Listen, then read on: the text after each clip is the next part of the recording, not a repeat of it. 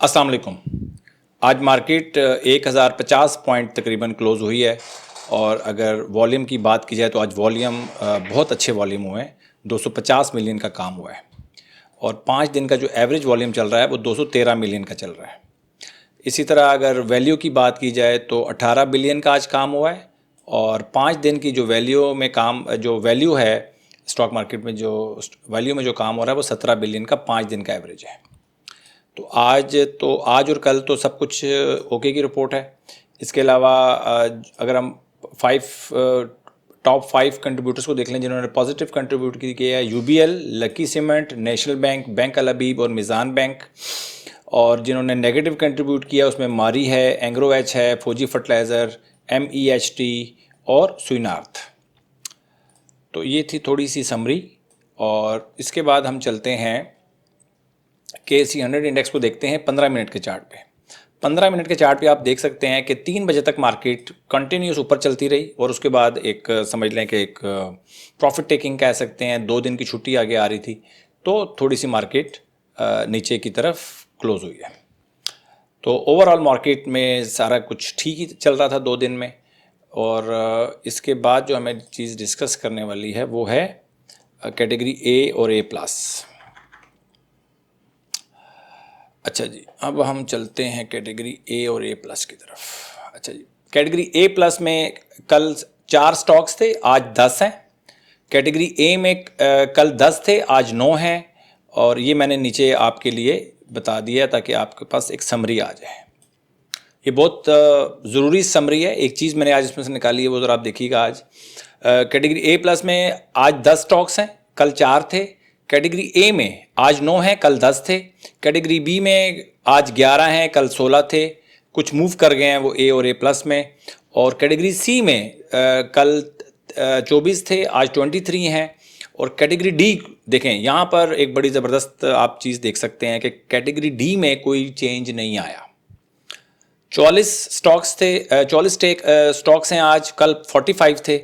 और इसी तरह कैटेगरी D में देखा जाए तो आज 8 हैं, कल 6 थे।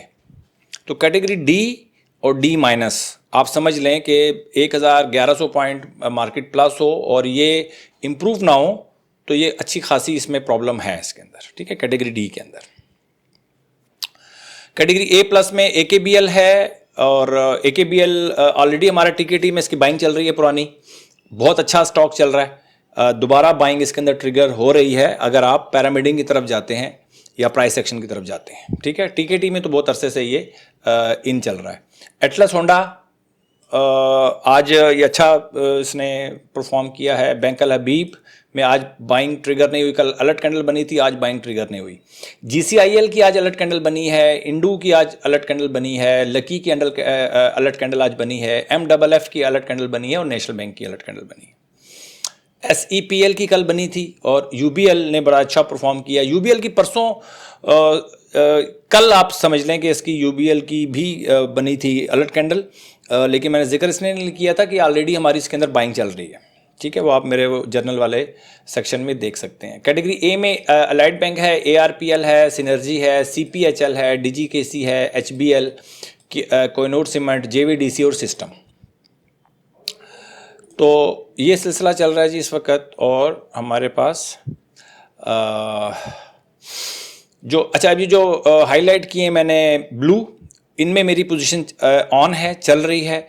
यही मेरा टारगेट है कि मेरी जब भी पोजीशन हो ज़्यादा से ज़्यादा कैटेगरी C तक के आइटम्स में मेरी पोजीशन होनी चाहिए। और अगर कैटेगरी D में मेरे स्टॉक्स चले जाते हैं और मेरे पोर्टफोलियो में रहते हैं तो इसका मतलब है कि मैं स्टॉक मार्केट में ठीक तरीके से काम नहीं कर रहा। अच्छा जी, इसके बाद हम जाते हैं जर्नल को हम डिस्कस कर लेते हैं।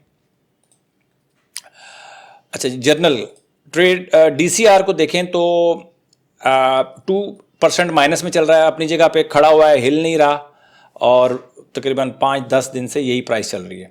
UBL 5% प्लस में चला गया है और एबट तकरीबन नो प्रॉफिट नो लॉस पे चल रहा है। CPHL 37% प्रॉफिट में चल रहा है क्लोजिंग बेस के ऊपर। और आज हम 89.25 इसका स्टॉप लॉस था, थोड़ा सा हम इसको स्टॉप लॉस को अब हम बढ़ा देंगे। 37% है तो तकरीबन हम इसको 27-28% पे मैं इसको 25% पे पहले रखा हुआ था, मैं 28-29% पे ले जाऊंगा। MTL 3% माइनस में चल रहा है, ठीक है। 1.2% अलाइड बैंक प्लस में चल रहा है, 4% जो है वो माइनस में चल रहा है फौजी सीमेंट, और 2% डीजी खान माइनस में चल रहा है, और 1.5% ARPL माइनस में चल रहा है।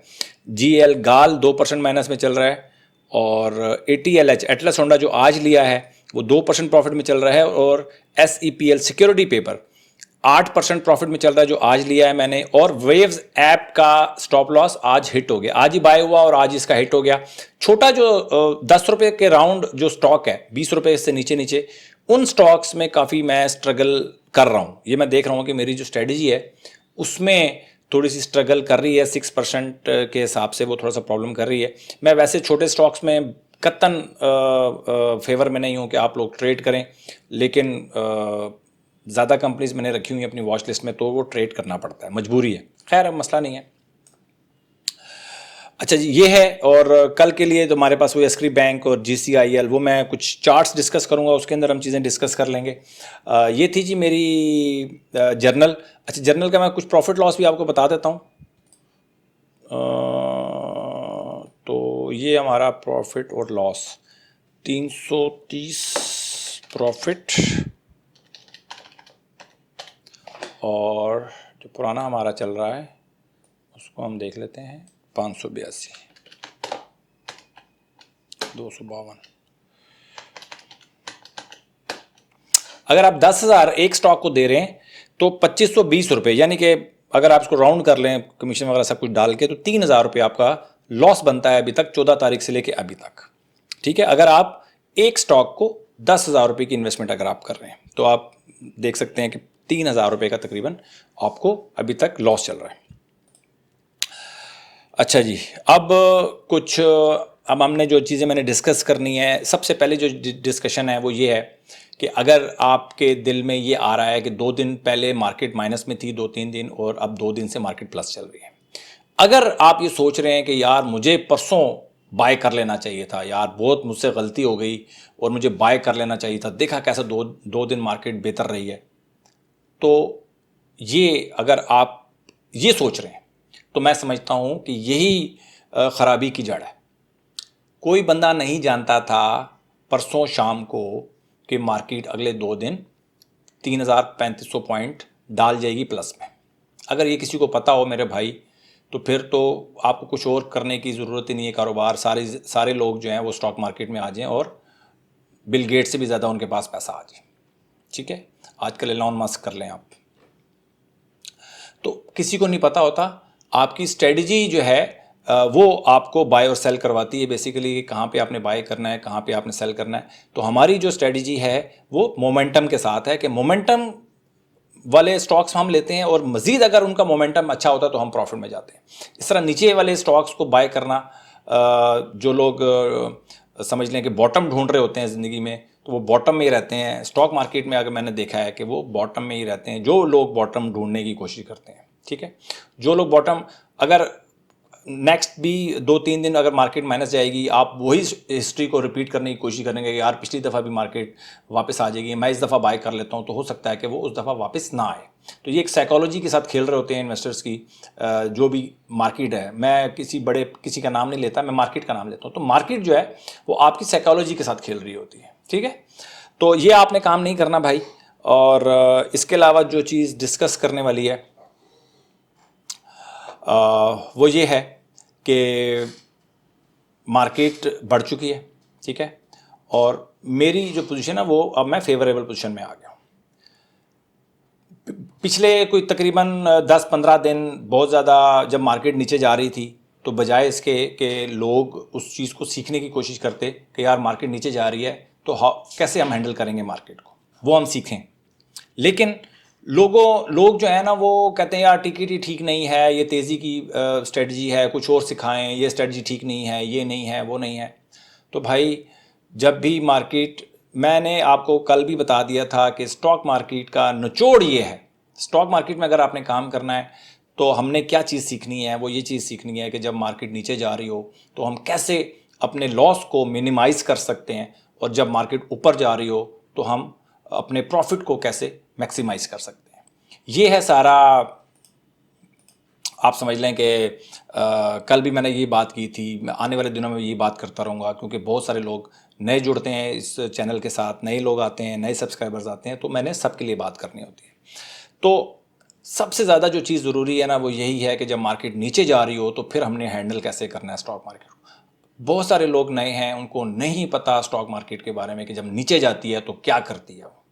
ठीक है, आपके सारे प्लान धरे के धरे रह जाते हैं। खासकर वो लोग जो लेवरेज में काम करते हैं, बहुत सारे लोग लेवरेज में काम करते हैं और अपने स्टॉप लॉस को कैरी नहीं करते ठीक तरीके से। तो अगर आप भी अगर लेवरेज में काम कर रहे हैं और स्टॉप लॉस वाली स्ट्रेटजी को नहीं अपना रहे, तो फिर आप आज से ही इस ट्रेडिंग को रोक दें, इस बिज़नेस को रोक दें अगर आप लेवरेज में काम करते हैं। हाँ, अगर आप जेन्युइन इन्वेस्टर हैं और अपने पैसों के साथ ही आप काम करते हैं तो फिर आप विदाउट स्टॉप लॉस भी जा सकते हैं, कोई इतना बड़ा इशू नहीं है।